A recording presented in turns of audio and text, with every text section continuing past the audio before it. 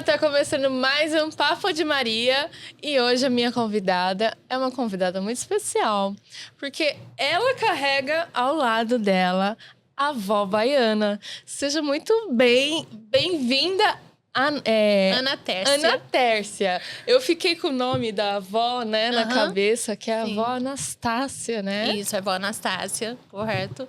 Então, eu sou Ana Tércia, né? Aí, muito prazer. Muito obrigada pelo convite, estar aqui, te conhecer também, tá? Que áurea boa, que energia boa, né? Bom. É bom a gente estar assim, com pessoas assim. E a avó é a minha preta velha, a minha entidade que anda comigo.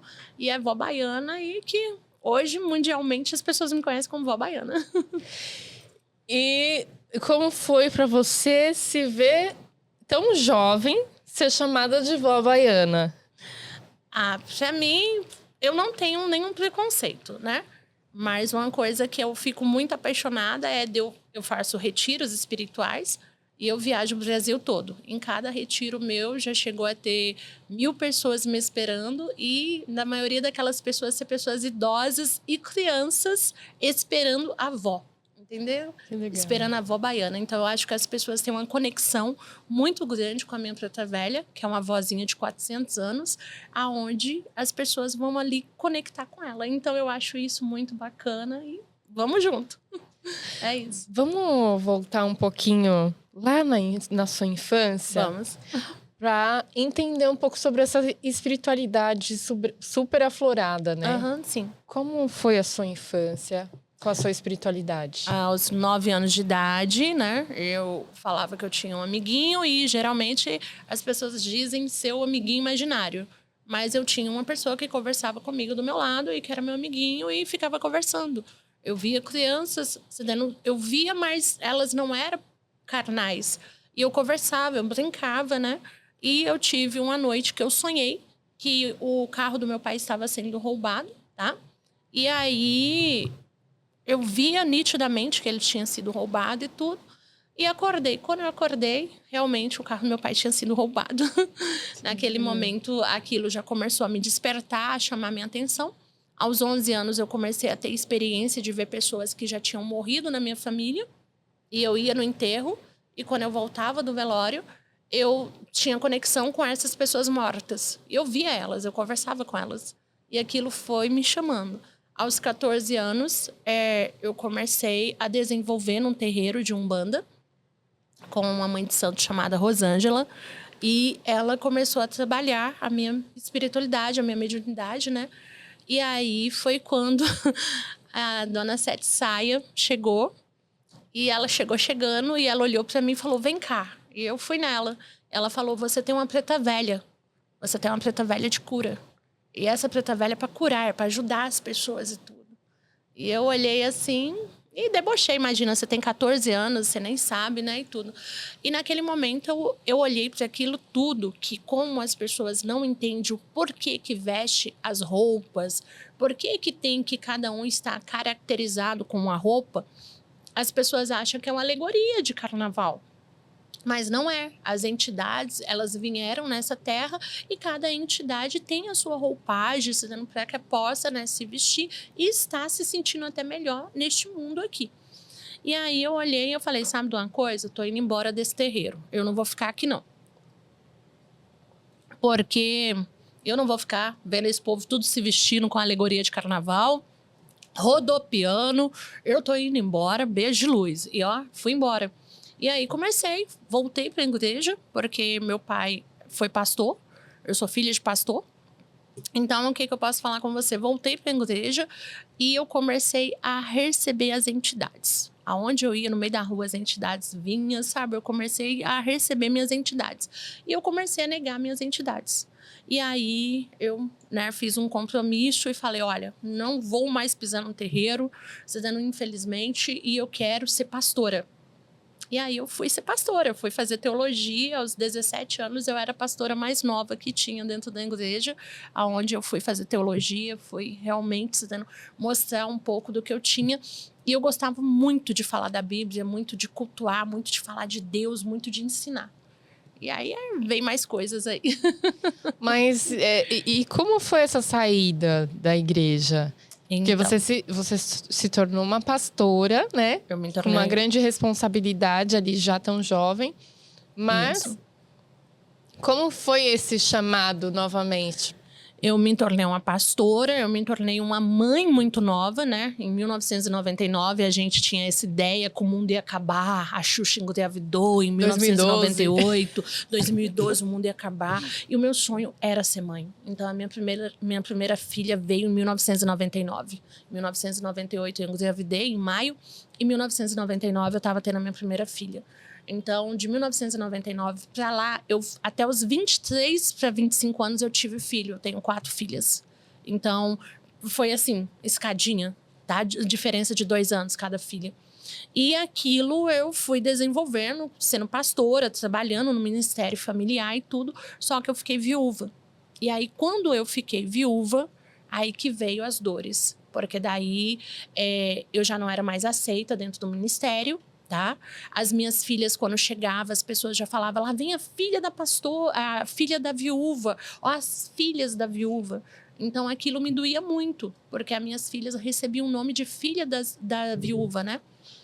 Então, eu comecei a ter uma diferença. Quando tinha culto de mulher, que era o culto das mulheres casadas, das mulheres, né? Eu não podia participar. Eu, como pastora, eu não podia fazer parte desse círculo ali. E muitas pessoas chegavam em mim e falavam: ah, pastora, você tem que entender, porque você é uma viúva, você não é uma mulher casada, então você não pode estar dentro daquele ministério ali.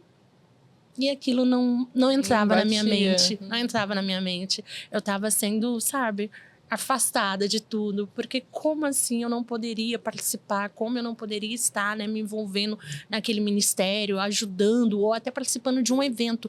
Se tivesse um evento, o evento era para as casadas, a pastora Ana Tércia, a pastora Ana não poderia subir no altar. Uhum. Entende? E eu comecei a entender assim, que Deus é esse? Que Deus é esse que faz acepções de pessoas? Deus não faz acepções de pessoas. Uhum. E isso começou muito a me machucar e começou a me afastar um pouco da igreja. Mas a parte maior veio da minha filha. A sua filha... A minha filha, aos 12 anos, sofreu bullying na escola e tentou um suicídio. E eu estava tomando remédios, alguns remédios era para perder peso e alguns antidepressivo. E minha filha tomou 60 comprimidos aos 12 anos. E foi dormir, ela tomou 8 horas da noite, foi dormir. 1h30 da manhã ela acordou, eu se batendo no box do banheiro. Quando eu cheguei lá, tinha muito mesmo, sabe? Fezes, muitas fezes. E tinha sangue no chão, pelo chão todo. Porque ela tomou muito remédio para soltar. Então, soltou tanto que já estava saindo sangue do intestino dela.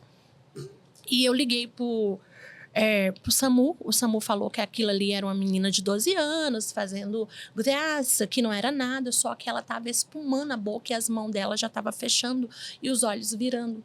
E eu desliguei e liguei pro corpo de bombeiro. Quando o corpo de bombeiro chegou no meu apartamento, veio um pai que o filho dele também tinha 12 anos e que tinha acabado de tentar um suicídio também. E ele pegou e falou assim: sua filha não tentou alguma coisa? Eu falei: não, aquilo não passava pela minha cabeça. E eles me levaram até o hospital com a minha filha. Chegando lá, eu estava com a minha menininha de 9 meses, uma bebezinha. E a médica começou a pedir para mim poder sair da sala. E eu falei: eu não vou sair da sala. Ela falou: mãezinha, você tem que sair da sala porque sua filha está muito ruim. E eu falei: eu não vou sair da sala. Ela falou assim: então eu vou te falar o que sua filha tem. Sua filha tem meningite. E ela pode estar morrendo agora e a bebezinha pode morrer de meningite também. Porque o quadro ficou tão sério dos remédios que ela tomou, ela virava os olhos, espumava a boca, a mão, tossia. E ninguém sabia, né? Porque eu não sabia até o momento. E aí eu saí da sala e até que eles foram cuidando e tudo, acalmando. Quando eu voltei na minha casa para pegar uma roupa para minha filha, eu abri o guarda-roupa, a gaveta, estava tudo revirado e os remédios estavam sem. Aí foi quando eu descobri que ela tinha tomado os remédios.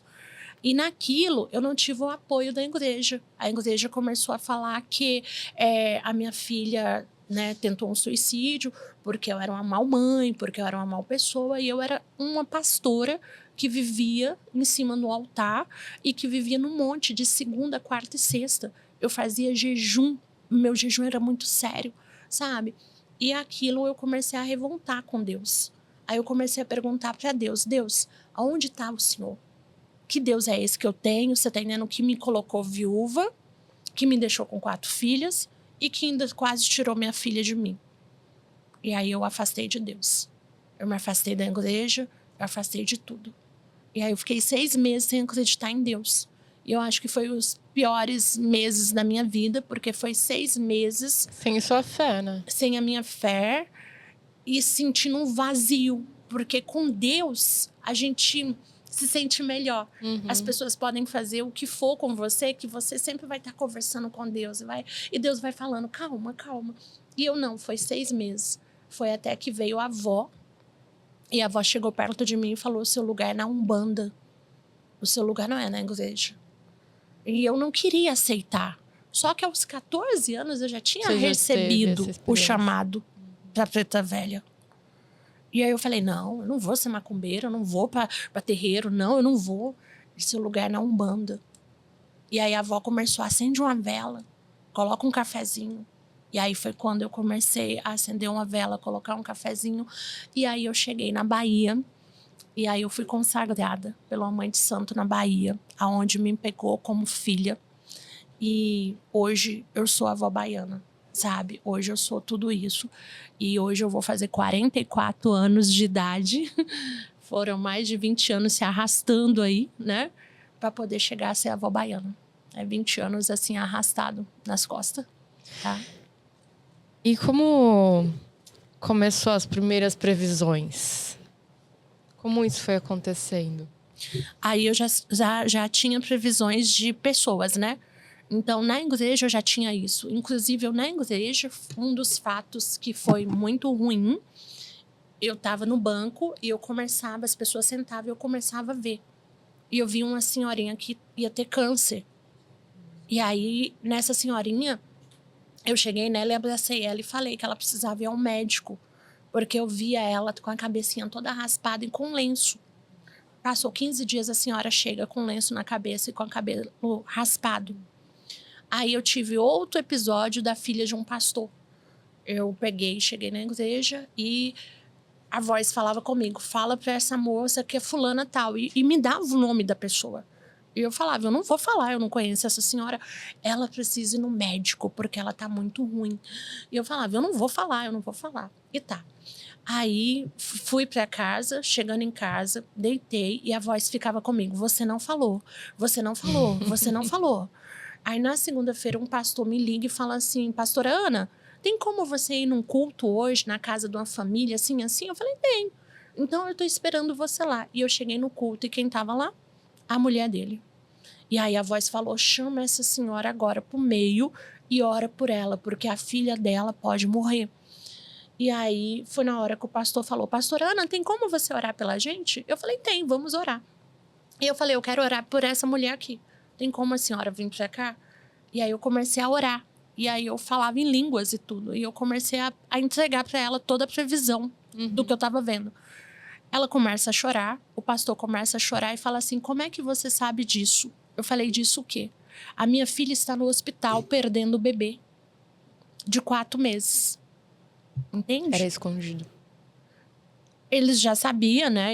Mas eu não conhecia esse pastor, não conhecia a mãe, né? A esposa do pastor. Entendi. E eles falaram, como é que você sabe disso? Eu falei, eu não sei, eu não conheço vocês. A voz só tá mandando eu falar que a filha de vocês precisa, porque ela tá muito ruim. E eles começaram a chorar e falou, minha filha tá no hospital agora, para poder tirar o bebê, e o médico tá vendo se esse bebê ele desce, né? Ou se eles vão fazer uma cesárea para poder tirar. Porque o bebê já tá morto dentro dela. 4 meses. E aquilo ali, a igreja começou a bochichar, assim, porque era muita coisa que eu via e que eles ficavam, como que ela tá vendo? Até chegar os pastores e falar que eu estava endemoniada. Sério? É. Aí eles começaram a falar Mas nas igrejas tem revelações, né? Mas eles não aceitavam porque era muito forte, as minhas revelações eram fortes. Se eu chegasse aqui agora e eu falasse, olha, eu tô vendo isso e isso, amanhã podia acontecer ou saindo daqui acontecer. E eles não estavam esperando uma coisa dessa. Então eles começaram a me chamar de endemoniada. E aí, né, eu sou formada em teologia, e eu falei assim, olha, se eu sou endemoniada, lá na palavra de Deus, na Escritura Sagrada, fala que um pastor, ele tem a força para poder expulsar demônios. Nós temos 9 pastores aqui hoje, né? É dia de Santa Ceia. Então, eu vou aqui me ajoelhar, eu vou aqui para que vocês possam expulsar esses demônios. Porque eu não aceito ficar endemoniada com 9 pastores na minha frente. Não é possível que vocês não tenham essa força para expulsar esses demônios, né? E aí eles, não, levanta, não, a gente não vai fazer isso, a gente não vai orar, para com isso e tudo. E naquele momento eu comecei a me sentir muito mal. Eu comecei a chorar e eu falei, cara, Acabou, né? aqui não é o meu lugar. Eu comecei a me sentir doida. Eu achava que eu tava doida. Existia também um machismo aí também, né? Uma mulher falando e tem toda essa visão e eu, pastor, não. Eu tive uma visão em cima de um monte, numa quarta-feira, onde eu fiquei segunda, terça e quarta de jejum o dia todo. E quando eu cheguei no monte, eu comecei a falar em línguas e falar que esse pastor estava traindo a esposa dele com a missionária, assim. E quando eu comecei, a gente fez um círculo e esse pastor não estava dentro do círculo. Quando eu abri os meus olhos, esse pastor estava na minha cara. No domingo de manhã, ele pede para sair do ministério e fala que ele estava em pecado com Deus e que ele precisava consertar primeiro com Deus, que ele estava deixando o ministério. Então, assim, era forte o que eu via. E eles ficavam muito assim, como que essa mulher tá vendo tudo isso, entende? E aí, uma das primeiras previsões que eu fiz, que foi forte, quando eu vim pra mídia, foi a previsão, você tá entendendo, do Paulo Gustavo. Na pandemia. Ele ficou 1 mês comigo lá em casa. Eu subia as escadas e ele falava comigo. Eu descia as escadas e ele falava comigo. E ele falava, eu tô sofrendo. Pede pra eles acender vela, pede pra eles pegarem e me largar, porque seguraram o corpo dele. Ele já não tinha mais vida ali naquele hospital. E eu falava, eu não vou falar isso, eu não vou na mídia falar isso. O povo vai me chamar de doida, vai rir da minha cara, eu não vou falar essa previsão. E ele subia as escadas da minha casa do meu lado. E ele falava, eu tô sofrendo. E eu falava, sai pra lá. E eu mandava sair. Só que eu só via morto. As mensagens que eu tinha eram sempre de pessoas que estavam para morrer ou pessoas que já tinham morrido. E eu comecei a falar com a minha espiritualidade que eu não aceitava aquilo. Sabe? Eu falei, gente... Que eram previsões boas, né? Não é possível que um ser humano venha nessa terra só pra falar com morto ou pra ver morto, entende? E aí eu falei, eu não vou falar. Outra foi do Maurílio, da dupla... como é que se fala? Maurício e... Luiz e Maurício. Eu estive com eles 1 mês antes, tá? Aí tiramos fotos e tudo, fui pro show, fui no hotel deles, eles ficaram no hotel na rua da minha casa, em Balneário Camboriú. E aí o Maurício teve, né? Maurício, Luiz e Maurílio, eu acho que é Maurílio. Aí ele pegou e teve, né, um ataque fulminante em cima do palco, quando tava gravando o DVD. Acho que eu lembro desse caso. Foi, o sertanejo. E aí eu já sabia que ele não ia ficar nessa terra. E aí o mundo espiritual começou a falar, sendo para as pessoas. E ele sempre pede para que eu faça o quê? Acenda a vela para poder soltar a alma da pessoa, porque no que muitas pessoas evangélicos acham que estão fazendo correto no mundo espiritual, não estão. É que ora. Então eles oram, que Deus tenha piedade, que Deus deixe essa pessoa viver. A pessoa já não tem mais caminho nessa terra. Então o que você está fazendo? Você está segurando o espírito daquela pessoa ali, para que essa pessoa não vá, e ela está sofrendo mais ainda. Então, ela precisa partir. Então, qual é a forma de orar certo? A forma de você orar é falar, Deus, seja feita a sua vontade. Se for para essa pessoa ficar nessa terra, que o Senhor possa deixar. Mas se não for, que o Senhor já nos alivia o karma dessa pessoa, alivia a dor dessa pessoa e tudo. Acabou.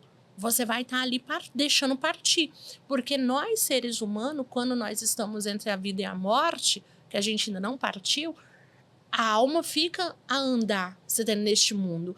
E nisso que essa alma está andando, ela está vendo a sua dor. Ela está sentindo a dor de um filho, a dor de um marido, a dor de uma mãe.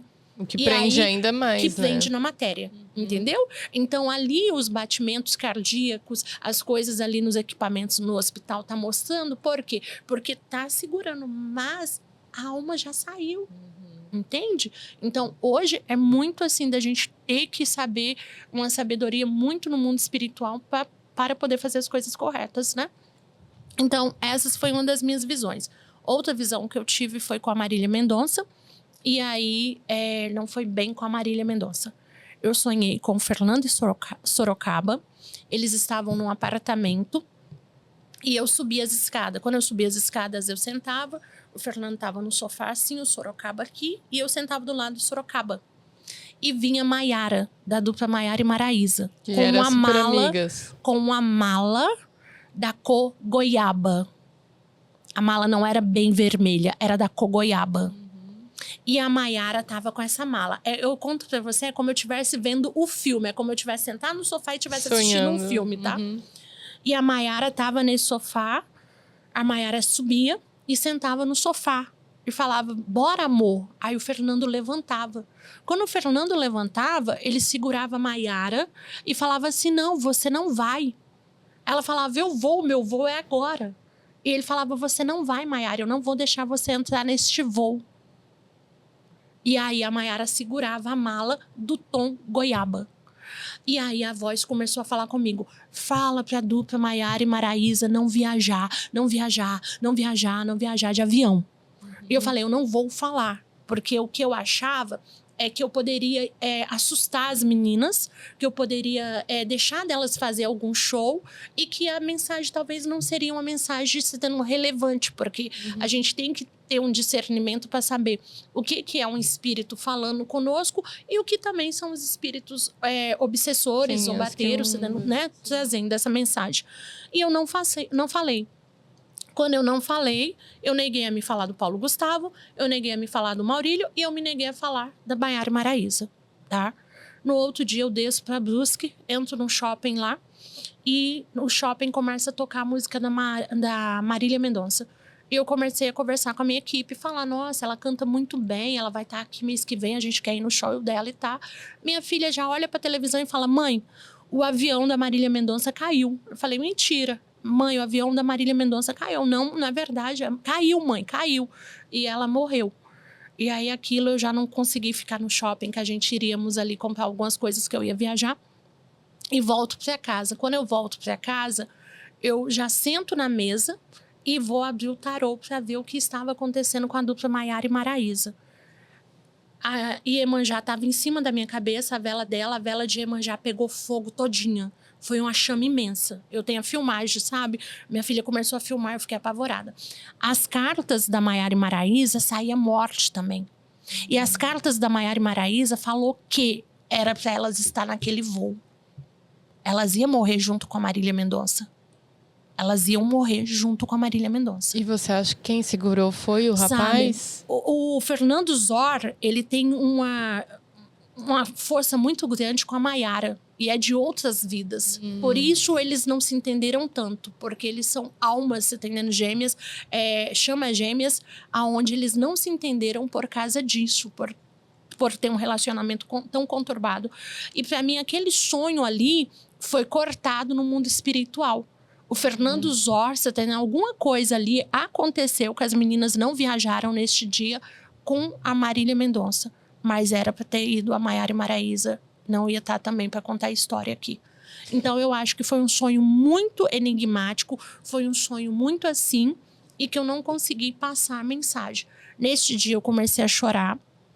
Eu pedi perdão à espiritualidade e peguei e falei que agora eu queria todas as mensagens que viesse que eu iria passar. Se fosse de morte, se não fosse de morte, todas as mensagens eu passaria. E aí foi quando eu comecei a ter revelações e passar para o Brasil inteiro. Porque daí eu achei que eu poderia talvez ter evitado sim o voo da Marília Mendonça. Então hoje eu tenho um ponto de interrogação na mente, porque eu fui usada, mas eu não soube passar a mensagem, porque eu tinha medo de passar a mensagem, vergonha de ser taxada de doida. Agora eu já sou taxada de doida. Mas tem o lado bom, né, de você prever, e o lado ruim também, né? Sim. E como você lida com esse lado ruim de ser tantas notícias não agradáveis e às vezes você acerta? É muito ruim. Eu sinto na carne e eu sinto na alma. E eu pergunto muito pro meu mundo espiritual por quê. Um que aconteceu foi o caso lá em Joinville, das crianças que morreu na creche o ano passado. E eu falei que iria ter um ataque nas escolas. E eu falei, Joinville, Blumenau, Curitiba, se eu não me engano. Eu saí falando, Santa Catarina ali, eu falei. Mas eu falei que seria em Joinville. E aí o homem entrou na creche com um machadinho e degolou as crianças, entendeu? Decepou lá e tudo. E quando eu acordei, que eu vi aquilo lá, a minha alma chorava. Nossa, doía, mas doía.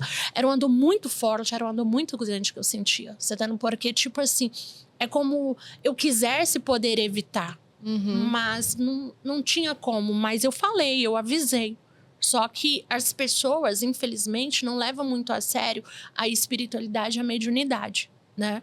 A gente tem um lado onde existe muito charlatanismo, muita enganação. Então, fica difícil, eu sei, né, das pessoas acreditar quem é de verdade e quem não é de verdade. Mas isso, para mim, foi algo muito forte, aonde eu passei para as pessoas e aconteceu. Outro foi da enchente que teve em Balneário Camboriú. Eu falei que iria ter uma enchente.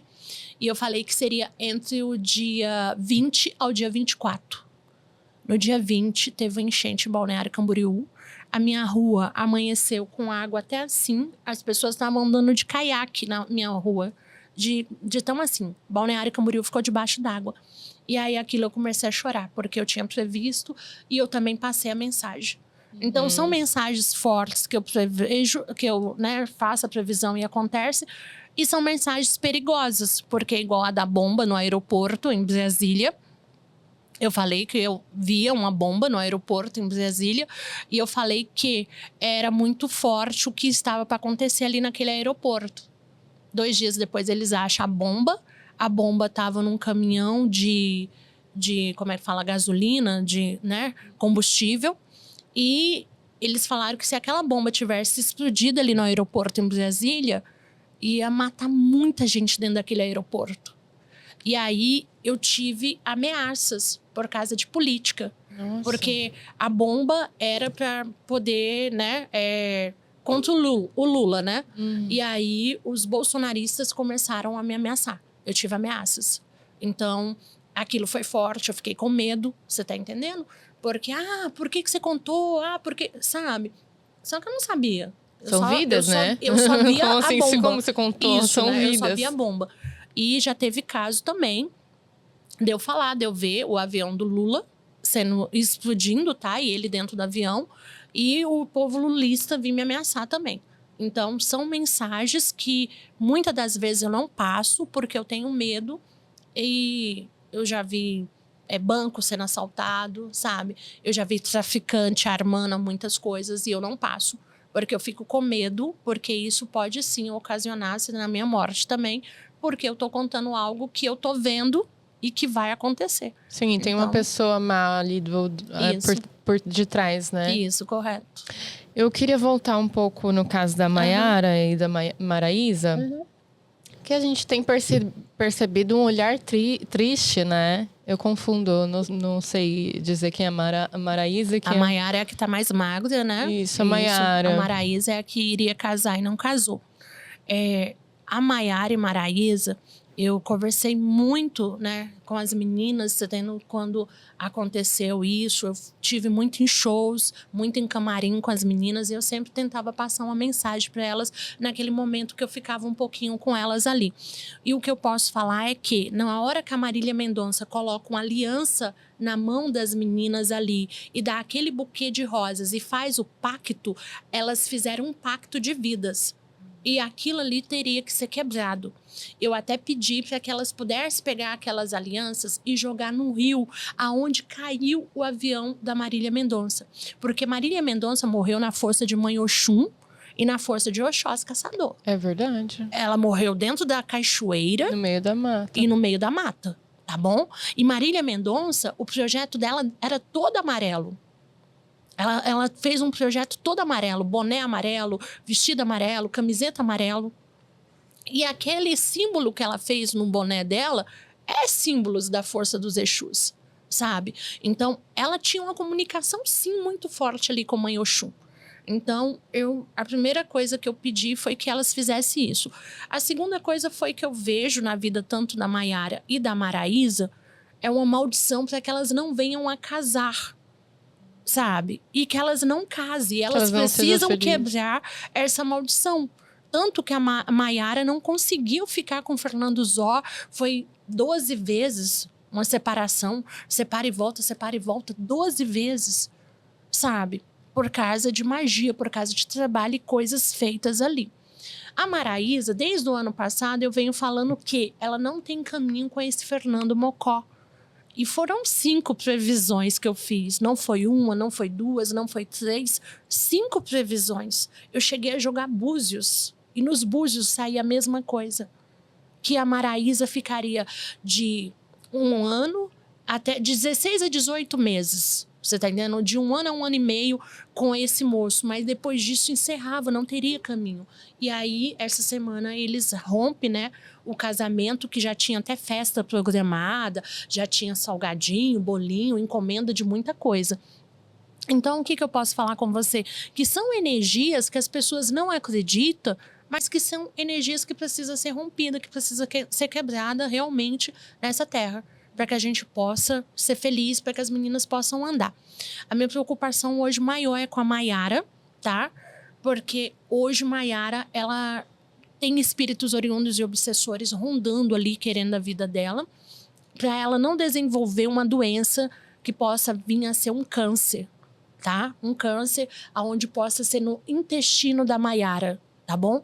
Então, eu tenho muito medo da Maiara vir a desenvolver um câncer no intestino dela, e são espíritos oriundos e obsessores. Então, mas porque ela tá magra hoje? Não, é porque o mundo espiritual tá me mostrando mesmo que Maiara pode vir a adoecer e que a Maiara pode vir a não sobreviver dessa doença.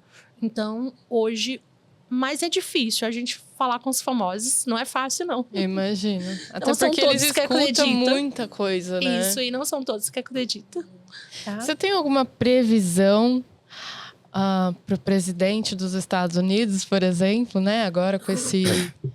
Eu tive na rádio, você tá ainda Mais FM, né? Em Campinas, o mês passado. E eu fiz a previsão, tá? Eu fiz a previsão que o presidente dos Estados Unidos iria sofrer um atentado de morte, tudo. E aconteceu, sofreu, tá? Então, assim, eu vejo um ano de política muito sangrenta. Eu vejo vários atentados, como eu já vi aqui em São Paulo, por Pablo Marçal, tá? Eu vejo um atentado ainda, ele não tá fora do perigo. Ele corre perigo ainda, principalmente entre o mês 9.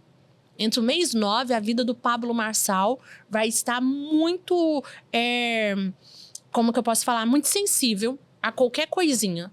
Então, ele tem que equipar a segurança dele e ele tem que ter cuidado porque ele vai ser traído por uma pessoa de dentro da equipe dele. Dentro da segurança, uma pessoa que trabalha com ele, o Pablo Marçal. Então, eu sinto muito forte isso para a nossa política esse ano. Você não vai ser uma política que muitas pessoas vão desencarnar. Tanto os vereadores, como pessoas que vão aí para prefeito, sair para prefeito em algumas cidades. Vai acontecer coisas aí bem tenebrosas.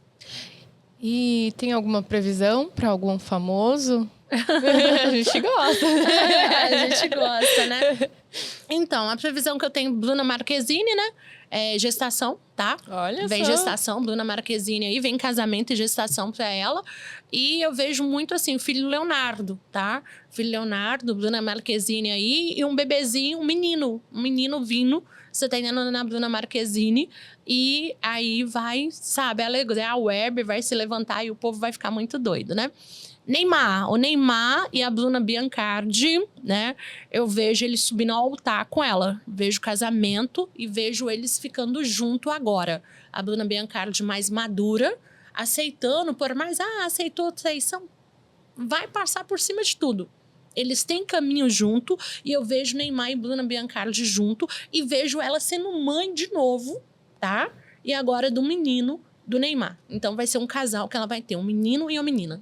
Então, é o que eu vejo aí pra eles aí. Ou seja, a Bruna, né? A Bruna Marquezine, que era, né? Como que era? Neymar, como que era? Mabru. É uma coisa assim, né? É. Acabou, não tem. Não tem caminho. Eu sempre falei, sempre relatei nas redes sociais, até mesmo porque outros sensitivos davam muita esperança, né? Para as pessoas que torciam com Neymar e Bruna Marquezine. E eu sempre joguei e falei, gente, não vejo mais caminhos ali. Já finalizou. Você tá dizendo, Bruna... Marquezine e Neymar não tem mais caminho, finalizaram. É uma história finalizada. A Bruna Marquezine ficou com muita mágoa do Neymar. Ela guarda mágoa até hoje do Neymar, tá bom? Porque ela idealizou muito ele, idealizou muito um casamento e tudo, e uma família com ele. Mas não idealizou este homem que hoje tem vários filhos com cada mulher. Então, ela não idealizou esse homem e isso decepcionou muito ela. Outra pessoa que eu não vejo ali, que para mim finalizou totalmente, é a Luana Piovani, tá? Com o Scooby. Uhum. Luana Piovani não tem caminho com o Scooby, finalizou, tá? Luana Piovani, você tem que tomar muito cuidado, porque eu vejo ela também sendo doente e vindo até a se hospitalizar, tá? Então, assim, a Luana Piovani não anda bem e tem sim que tomar cuidado, né, na saúde e tudo, para que possa não acontecer algo pior. Essa saúde é saúde mental ou saúde física mesmo? Não, eu vejo doença, você ela descobrindo alguma doença aí, para poder fazer tratamento e tudo, tá? Você faz psicografia também? Faço psicografia também. Qual que foi a mais chocante para você? A da Marília Mendonça Da mais forte. E do Cristiano Araújo também, sabe? Inclusive, eu tenho muito vínculo forte com esse sertanejo, né? Hoje eu tô indo para Goiânia. E sempre que eu vou em Goiânia, eu vou no túmulo, eu visito o túmulo da Marília Mendonça. Por eles até falar que eu pareço muito com ela. E visito o túmulo do Cristiano Araújo. E eu tenho muito eles perto de mim. Eu sinto muito a presença deles, sabe? Então, uma dessas psicografias foi muito forte, tá? De fazer, de passar e tudo. Outra também foi da Glória Maria. Eu cheguei a conhecer a Glória Maria. Então, foi uma psicografia para as filhas delas. E foi muito forte. É uma coisa assim que as pessoas falam, eu venho aqui que eu... Psicografar não é assim. Psicografar, você sente o espírito em você. É eles que escolhem, né? Isso. E o momento. Eles vêm, sabe? Eles vêm, então eles sentem, né? Outro forte também da Elisa Samúdio, sabe? É uma moça que não descansou. É uma moça que vaga muito. É uma moça que precisa de muita vela, sabe? Tudo, porque essa moça não descansou. Então, é um espírito que de vez em quando encosta e quer mandar uma mensagem e tudo. Mas é o que eu tô te falando. A gente tenta ajudar, mas nem sempre a gente consegue. Porque do outro lado que vai receber essa mensagem, às vezes não as tá pessoas não preparada, estão né? preparadas. E às vezes as pessoas têm uma religião, não acredita, né? Igual no caso da mãe da Marília Mendonça, ela é evangélica. Então, assim, a gente só passa, né? Então, muitas pessoas falam assim, por que você tá passando isso? Não te pediram. Pediu. Às vezes não pediu do outro lado, mas o lado espiritual pediu. E a gente está passando a mensagem pelo mundo espiritual, por isso. Algumas pessoas têm a curiosidade de saber como se conectar com as suas entidades. Qual é o primeiro passo para se conectar? Então, eu falo muito com as pessoas sobre a mediunidade, né, aflorada. Muitas pessoas têm a mediunidade aflorada e essas pessoas, elas acabam tendo medo, né? E muitas pensam que estão ficando doidas, porque começa a ouvir vozes, começa a sentir arrepios, começa a sentir zumbido no ouvido, né? Que tem uma diferença entre uma pessoa ter uma infecção no ouvido, ter um problema no ouvido, e você tá sentindo um zumbido. Claro, a audiência, né? Isso mesmo. Então, o que eu falo é que essas pessoas, elas têm que olhar, né, a fundo mesmo quais os sintomas que elas estão sentindo. Buscar uma pessoa que realmente reconhece a espiritualidade, que trabalha, que entende e que é realmente de verdade. Porque nós estamos num mundo que não dá para confiar em qualquer pessoa. E aí, trabalhar essa espiritualidade para que possa vir a desenvolver a sua mediunidade, que são as entidades, né? Então, muitas das vezes, a pessoa chega dentro de um terreiro e ela já chega recebendo. E tem outras que ficam 1 ano, 2 anos e não consegue desenvolver. Aí você fala, vó, por quê? Por causa da mediunidade aflorada. Porque a pessoa já está ali, as entidades já estão prontas, né, para trabalhar. Isso. E a pessoa não sabe como e muita chega no terreiro já rodopiando. tá? Muita já chega já entregando, você tem um Exu, tá? Muita já chega ali sendo com Exus fortíssimos, pombagiras fortes e tudo. Então, realmente é importante saber. E uma das coisas que posso falar é que a pessoa que tem entidade e não desenvolve, ou que começou a desenvolver e parou, ela tem muitas das vezes o campo financeiro ou amoroso fechado. Por que o campo financeiro amoroso? Porque ela não está trabalhando na linha que ela deveria trabalhar, e ali é segurado pelas entidades para que ela possa desenvolver, trabalhar. Ela tem uma dorzinha em se movimentar. Seria isso. Então, eu falo que a minha vida financeira ficou muitos anos fechada, e foi 9 anos para cá que a minha vida mudou. E uma das coisas que eu fazia, né? Eu, como mãe de santo, como Yalorixá, eu fazia rituais e trabalho para todo mundo. Então, para mim, eu já estava fazendo algo muito bom. Então, eu falava, eu não preciso fazer ritual de limpeza para mim, eu não preciso fazer um ebósse, eu não preciso fazer uma prosperidade para mim, porque eu já estou trabalhando para as pessoas. Então, eu achava que a minha recompensa já viria. De cuidar dos outros. Não é assim. Eu não tinha recompensa. E aí, eu comecei a falar com as minhas entidades e comecei a perguntar, como assim? Eu dou de comer, eu dou de beber, eu estou aqui sempre trabalhando, e aí? E aí, as minhas entidades pegaram e começaram a falar comigo. Qual foi o dia que você fez uma abertura de financeira para você? Qual foi o dia que você fez um ebó, colocou seu nome ali no chão? Eu falei, mas eu preciso? Eles falaram, lógico. Da mesma forma que essas pessoas você faz para elas, você tem que fazer para você. E aí foi quando eu comecei a fazer. A gente tem uma coisa que é muito forte na avó, que é o pacto de riqueza. E quando eu comecei a fazer o pacto de riqueza, que aí minha vida começou a deslanchar, a caminhar, a andar e a andar, porque realmente é verdade isso. Então, muitas pessoas têm a vida financeira fechada por causa, você está entendendo, que não deu entrada, não deu vazão às suas entidades para poder trabalhar, sabe? E é possível desenvolver a espiritualidade sozinha? Mas é um pouco mais difícil. Mas sabe por que que é? Os nossos mentores já estão do nosso lado. E os nossos mentores, eles já estão aqui trabalhando e te ensinando a fazer. Só que você ter uma pessoa para te orientar e para te ajudar... Para encurtar o caminho, né? Não é só encurtar, né? Vai engrandecer mais o seu caminho ainda. Porque muitas das vezes, na sua sensibilidade, com a sensibilidade de uma pessoa que já está, né, grande, a pessoa só vai abrir os teus caminhos para poder, vai, voa, sabe? E tudo. Mas tem sim como as pessoas desenvolver, sim, sem precisar de ajuda. Mas uma coisa que a gente, né, que eu ressalto muito é que dentro da nossa religião existe uma hierarquia. Então, para você chegar a ser um pai de santo, ser uma mãe de santo, você tem que passar por um pai de santo ou pela mãe de santo. Não tem como você chegar e, eu vou abrir um terreiro. Não. Mas isso eu posso? Não. Você pode chegar, né, e buscar quem você quer para poder fazer o seu trabalho, para fazer o seu ebó, para fazer o seu chão, e essa pessoa começar a fazer, e dentro de 6 meses você já está inserida dentro do terreiro. Uma pessoa que eu estou falando, uma pessoa desenvolvida já. Uma pessoa que já tem entidade, uma pessoa que já desenvolve, uma pessoa que já trabalha, mas que ainda não tem, né, o chão dentro para poder inserir e começar. Mas tem sim como. Entendeu? E existe o lado esquerdo e o lado direito, né? Sim. Muita gente se identifica mais com o lado esquerdo, né? Que é o lado de Exu e Pombagira. Mas muitas vezes não entende a força de um vô, de um preto velho, de uma preta velha. Vamos falar um pouquinho também dessa... Então, eu falo da mesa branca, né? Que é a linha branca que eu trabalho, que hoje são o quê? Os orixás. Então, o que que é Umbanda? Umbanda é orixá.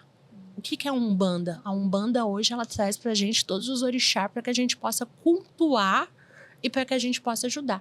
A Umbanda e a Quimbanda é o mesmo? Não. A Umbanda e a Quimbanda cultua os mesmos orixás? Alguns, nem todos, entende? A quimbanda cultua mais o orixá do que a umbanda. É mesmo? Aham. A umbanda, os nossos orixá é muito sincretizado, sendo dentro dos santos da igreja católica, né? Então, assim, a gente cultua e a gente tem uma força ali. Só que na umbanda não existe matança de animais. Sim. Na umbanda não existe sacrifício. Então, a umbanda, o que é um trabalho de umbanda? O que faz ali os orixá? Oferenda de frutas, oferenda de comidas, oferenda de um peixe, oferenda de coisas, mas sem fazer um sacrifício de sangue, tá? É forte? É. Por que é forte? Porque os vôs dá caminho, a Aruanda dá caminho os Exu. Seu Tranca-Rua das Almas mora no Cruzeiro das Almas. Entende? Os Preto Velho de Aruanda traz o Baluaê, que também faz a linha de Omolum com o Cruzeiro das Almas. Então, existe essa hierarquia também dentro das entidades. E não tem como falar um Exu é mais forte que um Preto Velho? Não. Jamais. Os Exu abaixa para os Preto Velho. Entende? Então, Preto Velho é linha de Preto Velho. Preto Velho desfaz e desmancha qualquer mandinga. Não tem isso, desmancha. Preto Velho desfaz e desmancha qualquer mandinga. Então, assim, a gente puxa para a linha da esquerda. Aí, o que a gente vai para a linha da esquerda? A gente vai para a linha da esquerda, você tendo porque tem coisas ali que é muito mais forte. E que aí os Preto Velho já não vai. Eles desmancham a mandinga. Mas eles não vai aonde os Exu vai. Eles não vai de encontro aonde os Exu vai. Né? Então, hoje tem muitos Exu. Eu tenho 27, né? Entidades que trabalham comigo. E um dos Exus que eu gosto muito, que eu acho forte, muito assim, Exu Morcego, tá? Exu Sete Facadas. Então, assim, ele vai no cemitério buscar, sabe? Seu Tranca-Rua das Almas, seu Marabô, seu Tiriri. E quantos Exus você tem? 27. Exus? É. É possível uma pessoa ter tanto Exu? É possível você não sair numa incorporação e o outro já chegar. Fila. Eu saí da incorporação de Tranca-Rua das Almas. Eu tava de calça e de capa. E Maria Padilha chegou. E Maria Padilha, na hora que chegou, ela ficou morrendo de vergonha. Ela eu tô pelada aqui. Me veste, por favor, sua moça, porque eu tô pelada. Não foi convidada, né? Ela falou, vocês acham que vocês iam fazer uma festa e que eu não ia chegar? Então, assim, é muito forte. É muito forte. Existe médios e médios. O pai de santo, a mãe de santo que fala, não é possível, é porque ele não experimentou dessa experiência. Porque é uma experiência muito forte que vai de médios e médios para você poder dar o caminho aberto. Eu fiquei 36 meses sem beijar na boca. E aí, se você falar assim, como vó baiana? Eu queria mais de mim. Eu queria mais a minha espiritualidade. A gente começa a querer mais, né? Entendeu? Quando a gente começa a ter essa conexão. Isso. Então, para mim, o sexo, o homem já não era mais já importante. Já não faz sentido. Eu queria muito mais, eu queria poder entender tudo. E isso me deu mais força. Isso dá mais força. Empoderamento, né? É. Isso dá mais força para um ser humano quando você começa a se negar, quando você começa a trabalhar. Então, muitos pais de santo e mães de santo não conseguem, sabe? Negar a si mesmo, não consegue ficar sem ter um relacionamento, não consegue ficar sem beber, não consegue muitas coisas que o próprio ego, né? Eu, vó baiana, me neguei. E eu fui a lugares que pouquíssimas pessoas talvez vão. Porque é quando você fala, opa, calma aí, eu quero conhecer mais de mim. Eu quero saber esse poder. Eu quero saber o que eu posso, o que eu não posso. Então, você tem esse poder. E esse poder, ele te leva grande. Porque se você tem entidades grandes, ela que vai te levar, né? Eu vou te falar que eu venho de uma família pobre, muito humilde mesmo. Eu nunca imaginei andar num navio. Eu nunca imaginei andar de avião, helicóptero. Nunca imaginei andar de lancha, iate. Sabe? Eu nunca imaginei estar perto de um famoso fazendo consulta para um famoso. Eu fiz consulta para um sheik, sabe? Sabe o que é um sheik? Um cara, um dos mais ricos do mundo. E você fala assim, como assim? Porque é as suas entidades que estão abrindo o caminho. Por isso que quando eu falo pacto de riqueza, muitas pessoas falam assim, eu vou fazer o pacto de riqueza e já vou ficar rica? Eu falo, não. Por quê? Porque o pacto de riqueza é para abrir o teu caminho. Se você tem caminho e se você vai trabalhar, você vai ser aberto. Agora, se você sentar no sofá e ficar vendo televisão, minha filha, esquece. Porque não dali tem pacto. as contas vão chegar na tua cabeça e o despejo também. Então, as pessoas não entendem que é o caminho que vai ser aberto. Se uma pessoa quer ser cantor, ele vai gravar um CD, ele vai gravar um DVD, ele vai jogar numa rádio, ele vai correr atrás. Não adianta a pessoa, eu quero ser cantor, mas eu não tenho um centavo. Vai ficar querendo ainda. Porque se você não correr atrás de colocar pelo menos a sua voz na rua, para as pessoas ouvir você cantando, e aí os Exus trazer alguém e direcionar e te ouvir e falar, pô, gostei de você, vou te levar. Você no tem lugar certo, isso. Né? Aí sim, então você tá abrindo os caminhos. Então, muitas das vezes, as pessoas querem tudo muito fácil, vida fácil, coisa fácil, e acham que um pacto de riqueza, eu vou fazer um pacto de riqueza e eu já não preciso mais jogar na loteria. Não vai ganhar. Como assim, vó? Você só vai ganhar se você jogar? Mas eu vou jogar uma vez por mês. Probabilidade é muito pouca de você ganhar.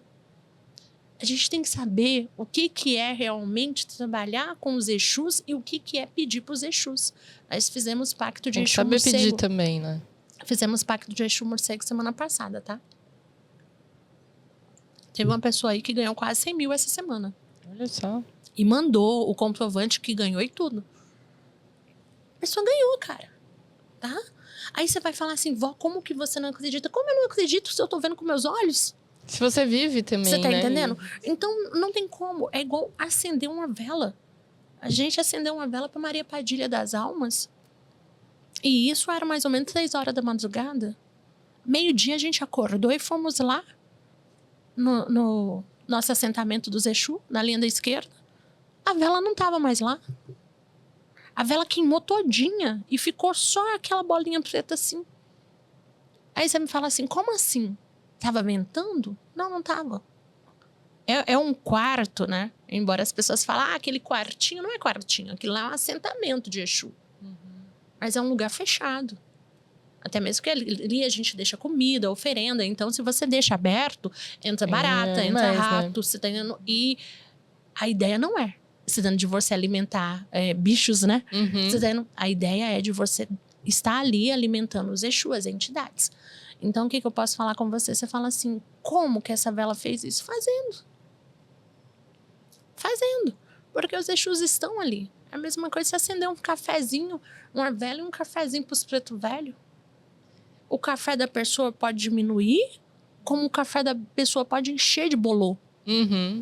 Vó, e aquele café cheio de bolô é o quê? Energia negativa que foi sugada, sabia? Energia negativa da sua casa, de você. Às vezes você tá carregada de inveja, porque às vezes você fala assim, mas inveja do quê? Inveja sim. Como tem, né? As pessoas têm inveja, às vezes, da nossa coragem. As pessoas têm inveja, às vezes, da nossa fé. Porque nem todo mundo tem a fé que a gente tem. As pessoas têm medo, você não tem inveja do medo que a gente não tem. Da coragem, a gente chega né? e a gente vai. A gente não tá pensando, o que vão pensar, o que vão... Não.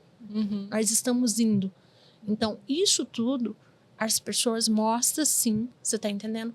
E paralisa. E naquele momento que você acende uma vela pros preto velho, na força de Zambifia, na força de Aruanda, com fé, e você coloca um café, colega, até sua saúde melhora. Esses dias eu acendi uma vela pra Exu Mirim. Eu acendi pra, assim, pros pretos velhos, E a chama do Exu Mirim era assim, ó, louca. Isso mesmo. Louca, eles são enlouquecidos. Aconteceu de eu fazer uma live, e eu tô na live, né? E aconteceu um comentário chato lá, desagradável, e eu comecei a falar com a pessoa. A vela da minha preta velha fez assim, e começou a pegar fogo na live. E eu virei o celular e mostrei para as pessoas, olha isso aqui, olha o que tá acontecendo. Então, tipo assim, entidade é coisa séria, gente. As entidades andam com quem é sério, quem é de verdade, quem anda com a entidade. Então, eu falo com você, ir para derrubar, amigo, mexe com quem você não conhece, não. Porque se tu manda, volta para tu 7 vezes mais. E aí o tombo para você que é feio, entende? Porque a gente não sabe qual é o Exu que guarda aquela pessoa. Qual é o guardião que guarda aquela pessoa. É muito importante a gente pegar e entender para que a gente não coloque a mão. Porque às vezes você tá ali tentando derrubar a pessoa e aquilo volta para você e você se derruba sozinho. Sabe? É isso aí. Eu tive um sonho, eu coloquei aqui. Essa noite, Ó. a palavra catimbó. E eu acho que tem alguma coisa a ver com Jurema, né? Isso, aham. A Jurema Sim. sagrada. Vamos falar um pouquinho do catimbó, aproveitar que eu sonhei com isso. Os caboclos, né? Linha de caboclo. Pra mim, linha de caboclo é a coisa mais linda que tem, tá? Linha de caboclo, ele traz muita limpeza e cura, tá? Então, ele traz muita limpeza pra sua alma e cura pra você. Você tem uma cabocla, você sabe disso, né? E tudo. Então, assim, vó, e aí? Eu falo que os caboclos, quando eles querem trabalhar, eles querem abrir um portal, eles começam a te mandar mensagem, né? Um catimbó é como se fosse uma dança. Você dando pra mim, o catimbó é como se fosse ali reunido, é como se estivessem ali cuidando. Acho que foi isso mesmo. Eu sonhei com uma bacia de ervas e tinha pessoas dançando. E o nome, catimbó. E o nome catimbó. Então, as bacias de ervas são as curas, né? As pessoas dançando são os caboclos reunidos na mata, tá bom? E chamando você pra cura, chamando você pro seu trabalho, chamando você pro seu portal que você tem muito medo, às vezes, de desenvolver. Porque você fica... O que as pessoas vão pensar? Dane-se o que as pessoas vão pensar. Esse mundo já não tem mais como, né? Eu vi essa semana um frei falando, né? Um padre, né? Que é frei. E ele falando, essa caixa de som aqui é preta. Ó, vocês estão vendo, é preta. Mas os seres humanos estão querendo falar que ela é branca. E a gente não pode falar que não é. O mundo tá assim. O mundo tá assim. A gente já não tá podendo mais expor. Então, se você vai fazer algo que é para suas divindades, que é pro sagrado, se concentre e faça. Porque eles ficam perto da gente, é importante você saber, até um certo ponto. Depois eles vão embora. Depois eles vão embora. Então, se eles estão ali, eles estão te chamando para te dar caminho. Eles estão na sua energia, na sua força. Tá? Eu te vi com um negócio na cabeça aqui, com a folha de índio aqui, assim, ó, caída. Assim, tá? Sabe? Com a folha meia verde com vermelha. Tá? Eu te vi aqui agora. Tá? Tem muito, assim, essa pegada na sua força e na sua energia, tá? Salve Ogum, meu pai. Salve sua força. Força de Ogum.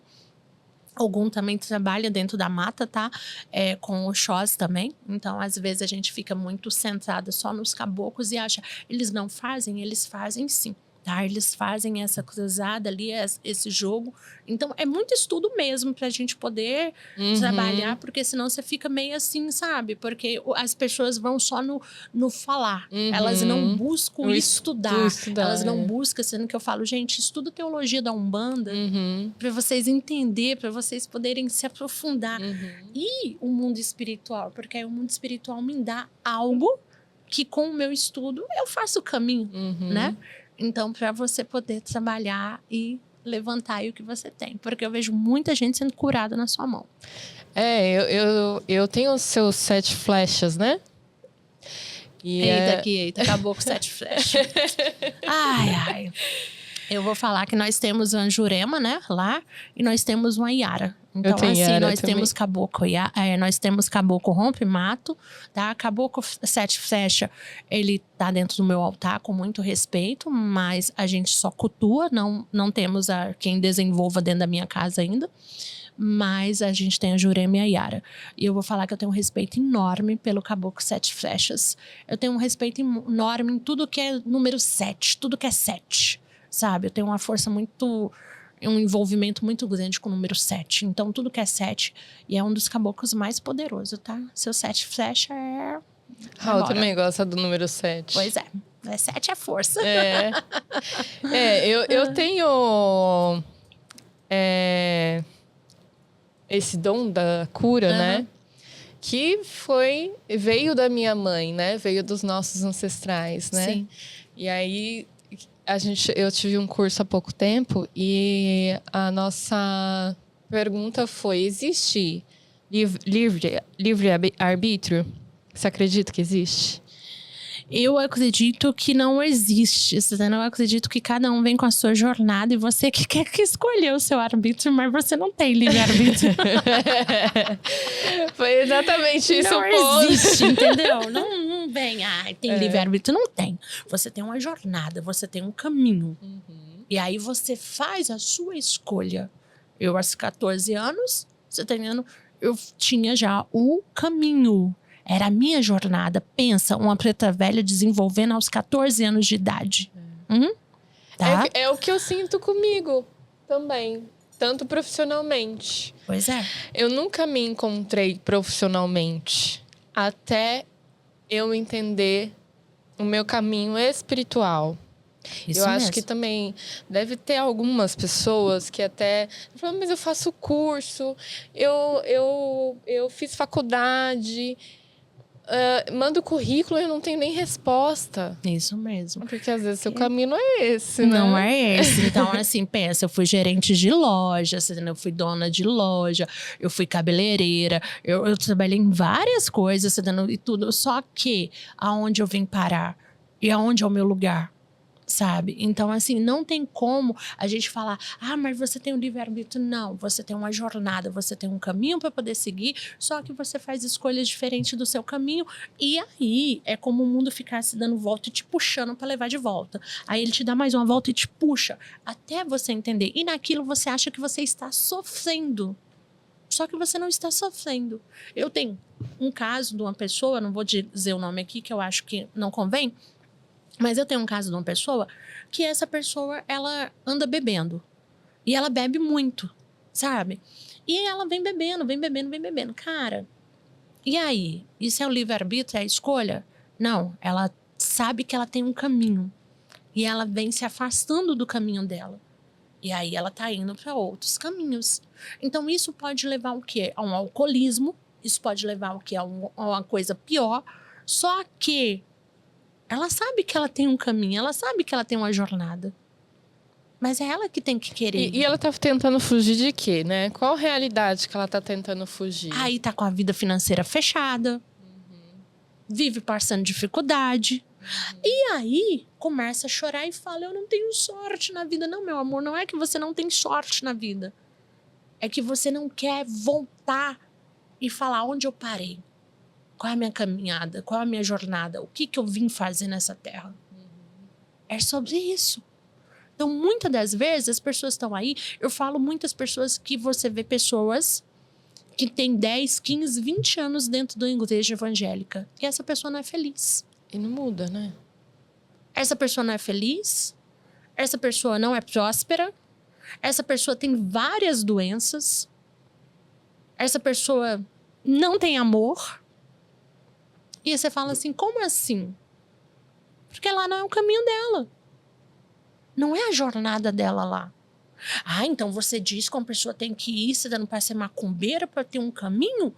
Não, meu amor, é que cada um nasceu para uma missão nessa terra para você cumprir, para a sua jornada. E se você não cumpre a sua jornada, você não vai ser feliz, você não vai se achar, você não vai se encontrar, porque você não está dentro da sua jornada. É isso, né? E a gente fica com a herança dos nossos antepassados? Fica, são os karmas. E pode ser cortado. Porque eu não tenho que carregar karma de ninguém. Então você fica com os karmas bons e os karmas ruins. E os karmas ruins você pode cortar. Então, muitas das vezes as pessoas têm que trabalhar o karma, sim, para poder ser cortado. Então, às vezes, sua vida tá ali repetindo círculos e você não sabe o porquê. Tem pessoas que todo ano acontece alguma situação muito parecida com a do ano passado. É. Por quê? Porque é um karma que essa pessoa tá, Rodando. e ela tá reverberando, você tá, e tá rodando, e tá rodando. Então, ela precisa cortar aquele círculo repetitivo na vida dela e falar, chega. Meu antepassado, ele já pagou por isso. Eu já paguei o ano passado, o ano retrasado, e esse ano eu não vou pagar mais, chega. Então, você tem que cortar. E isso tem que trabalhar, sim, um lado espiritual, pessoa que entenda para poder cortar um karma. Eu trabalho com corte de karmas e eu venho trabalhando em muitas pessoas. Tem pessoas que eu conheci que a bisavó era prostituta, a avó virou prostituta, a mãe virou prostituta e a filha é prostituta. Vem desde a quarta geração. Desde a quarta geração. E a gente tem as lembranças, né? Ainda mais as mulheres, a lembrança uterina e tudo mais. Entendeu? Então, assim, precisa ser cortado. Como a gente vê pessoas com vício na família, com vício de bebida, vício de droga. Isso é karma. Isso é karma. E você não precisa carregar esses karma. Você tem que entender e você tem que cortar. É muito legal, é muito louco. Ô, vó, agora eu quero falar, é estranho te chamar de vó. Agora eu tô me avisando, Lídia. É a última, prometo. Eu tenho um sério problema com trabalhar com energia do amor. Eu odeio. A gente vem para trabalhar e a gente é escolhido para algumas missões, entendeu? E aí, assim, a sua missão é cura e finanças. Então, você não vai gostar de trabalhar com a sua missão do amor, porque na sua linha do amor você sofreu muito com seus antepassados, tá? No amor, tá? Veio nessa vida para poder ser feliz. Pois é, sim. Veio nessa vida para poder ser feliz. Mas seus antepassados sofreram muito no amor. Então, assim, o que acontece? Hoje, você tem essa energia para poder trabalhar. E isso aí você não pode se culpar e nem ficar se cobrando. Porque isso aí é seu. Sabe? Eu também tenho algumas energias que eu não gosto de entrar e trabalhar. E aí eu falo, eu tô fora. Sabe? Tem uma das energias que eu odeio, não me convide para essa energia, é a energia do coitadinho, do coitadismo. Ninguém eu não tenho pena merece. nenhuma. Eu não tenho pena nenhuma. Ai, não tenho pena. Então não entro nessa energia. O filho de fé meu, que ele quiser ajuda, ele vem sem coitadismo. Então, hoje eu sou uma pessoa muito firme nas redes sociais e às vezes as pessoas até pegam e falam, não, por que essa mulher grita tanto? Por que essa mulher... Pela firmeza. Porque eu falo que você não tem que ser coitadinho. Você não tem que pegar e achar que você tem que ficar se humilhando, chorando para você ter as coisas, para você conseguir algo. Não. Seja firme, sabe? Tá? Seja humilde e firme. Então, muitas pessoas se fazem de coitadinho para poder ter alguma coisa e tudo. E isso não é legal. Então, muitas vezes até só de sentir pena dela, né? Tem pessoas isso. que necessitam de alguém sentindo pena dela ali. Isso. Então, eu acho que o vitimismo, para mim, eu não tenho paciência, eu não trabalho com pessoas assim. Essas energias, quando entram, eu já falo. E amarração? Eu trabalho com amarração, eu gosto. Com amarração. Você entendeu? Eu gosto. Sabe por quê? O que eu falo? As pessoas falam, mas amarração, você vai amarrar uma alma em outra? Como assim? Não existe você amarrar uma pessoa em outra. Não existe. Não dá certo. O que dá certo é tipo assim, a pessoa tem caminho com a outra pessoa. E aí chegou uma pessoa ali e entrou no caminho daquele casal para poder separar. Aí conseguiu separar. Só que se os dois têm caminho ainda, eu consigo desmanchar o que aquela pessoa fez e unir de volta. É isso. Agora, eu fui no pai de santo, numa mãe de santo, eles falaram que ia amarrar fulano, eu paguei horrores e não amarrou, não deu certo. Por que não deu certo? De duas, uma, a pessoa não era pai de santo ou mãe de santo, ou porque você não tinha caminho com essa pessoa e não vai dar certo. Então, Entendi. a pessoa quando chega pra mim, a primeira coisa que eu jogo, eu vou lá e abro as cartas e jogo os búzios, e eu vejo, tem caminho? Fechou, vamos alinhar. Não tem caminho? Eu não vou ajudar não, tchau. Mas sai você não daqui. tá ali fechando um pacto, por exemplo. Na outra vida você vai encontrar essa pessoa de novo. Será que é uma boa ideia? Mas se a pessoa tá ali, ó, pensa você e o seu esposo. Vocês dois estão aqui, tem um caminho. Eu quero resolver Aí, nessa vida logo. Escuta, aí aparece, né, a Rafaela aqui no caminho seu. Aí a Rafaela vem aqui, faz uma magia pra pegar seu esposo e ficar com ele. O seu esposo saiu da sua energia por você e por ele? Ou porque a Rafaela entrou no caminho de vocês dois e fez uma magia pra cortar a energia de vocês dois? Entendeu? Entendi. Aí a Rafaela cortou a energia de vocês dois, né? E tem o corte, ainda mais se a pessoa estiver fraca espiritualmente. Leva corte mesmo. Aí o que eu vou vir aqui? Calma aí, Rafaela. O que você fez é contra a lei da terra no mundo espiritual. Isso não pode ser feito, tá? A Rafaela vai pagar caro por isso. Então vamos aqui, vamos tirar a Rafaela, vai lá pro seu lugar e vão voltar vocês dois. Aí eu uno de novo vocês dois. Eu não fiz amarração. A energia de vocês sempre estiveram junto, entendeu? Uhum. Então isso pra mim não é amarração. Você amarrar uma pessoa que não é pra outra pessoa, isso pra mim não é de Deus, não. Eu não gosto muito dessa ideia de amarração. Isso, Eu entendeu? confesso. Então é o que eu tô te falando. Isso pra mim não é de Deus, não. Você amarrar uma pessoa que não é, sabe, de uma pessoa, como assim? Se a pessoa não é pra pessoa, tchau. Eu mesmo vou falar pra você. Eu não gosto de fazer isso comigo. Já fiz no passado. Já tive todos os homens que eu queria. Se aquele homem falasse, eu não vou ficar com você, eu falava, vai. E eu ia lá e pum, e amarrava. Mas hoje eu não faço. Por quê? Porque eu acredito que tudo que for para ser nessa terra vai ser. E tudo que o universo traz e que é meu vai ser para mim. E acabou. Então, eu não preciso mexer pauzinho, eu não preciso mexer nada. Sabe? Eu posso, sim, rezar, facilitar, para que possa vir mais rápido, sim. Mas não chegar e... Não, isso não é legal. Eu não gosto disso. Há alguma previsão pro Papo de Maria? Uau! Olha lá, hein? Pediu, depois vai ficar com raiva. Ai, Deus. Ai. Você sabe muito bem o seu caminho. Você sabe muito bem dos seus medos, né?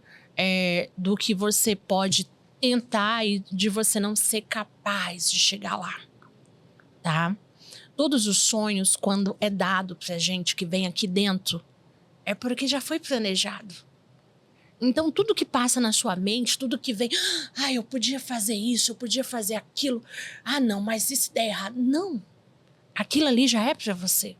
Então, daqui pra frente, é você guerrear com o seu interior e você acreditar em todo o poder que tem por trás de você. Porque a Aline em si, como eu já tinha falado pra você, é a Aline. Mas o que tem por trás de você é bem maior. É bem maior. E você não veio pra ficar só aqui em 4 paredes. Você veio pra você ser grande. Você veio sendo pra você poder crescer, pra evoluir. E eu vejo você cuidando de muitos filhos e filhas de fé. Eu vejo você cuidando de pessoas. Eu vejo você viajando. Eu vejo você ministrando. Então, assim, dentro do que é pra você fazer. Sabe? Dentro da sua religião, dentro do que é pra você fazer.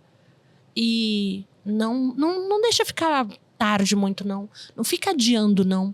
Porque isso também adia a sua vida financeira.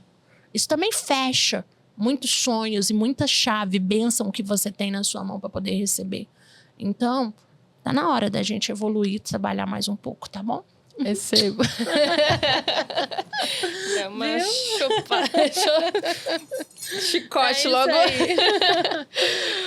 Bom, eu preciso agora entregar o horário para o senhor Raul, meu esposo. Que ela também vai viajar hoje, né? Sim. Muito obrigada por ter participado aqui comigo. Adorei te conhecer pessoalmente. Espero outras visitas aqui no Papo de Sempre. Maria. Só convidar que eu tô aqui. Então, Papo de Maria, beijo grande. Compartilhe esse vídeo, ative o sininho. E até o próximo Papo de Maria. Beijo!